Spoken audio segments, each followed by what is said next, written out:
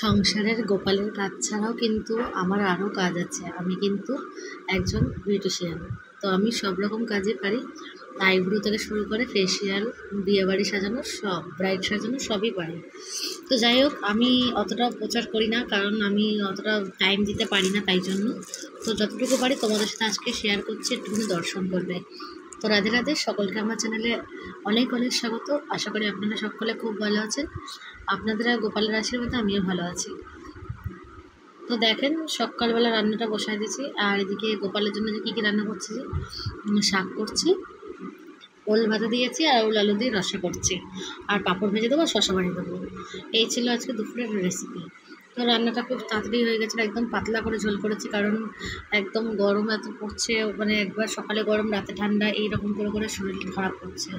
তো ওই জন্য আমি চাউমিন রোল বানাচ্ছি না, পাস্তা এখন কদিন একটু বাদ দিচ্ছি, আবার কাল পরশু থেকে আবার খাবো, কারণ অনেক দিনই খাইনি, এক সপ্তাহ মতন হচ্ছে খাচ্ছি না।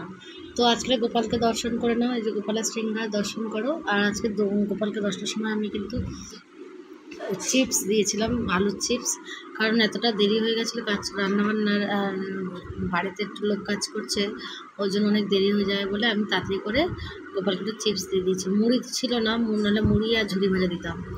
তো ভাবলাম একটু চিপস দিয়ে দিই, ও বাচ্চা মানুষ, ওরা খেতে হয়তো ভালো লাগবে।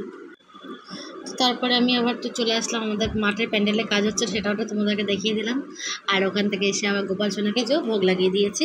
এটা ছিল 12:30টার সময় দুপুরের অন্নভোগ, আর ভোগ দর্শনে দুর্ভোগ কাটে।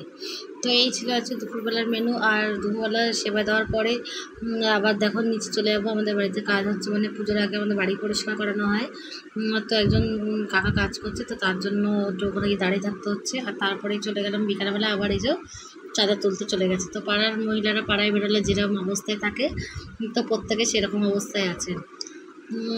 তো ও আবার ওকে আবার কী সব বলছিল, তো আমি ওই সাউন্ডটা দিলাম না তোমাদেরকে। এইগুলো একটু দর্শন করো। ওই যে বাড়িতে চাঁদা তুলতে গেছে, এই যে আমার গুরু ভাই আর গুরু বোন আর গুরু ভাইয়ের বউ, আর এই যে আমাদের পাড়ার সব কাকিমা দিদিরা সব একই সঙ্গে রয়েছে।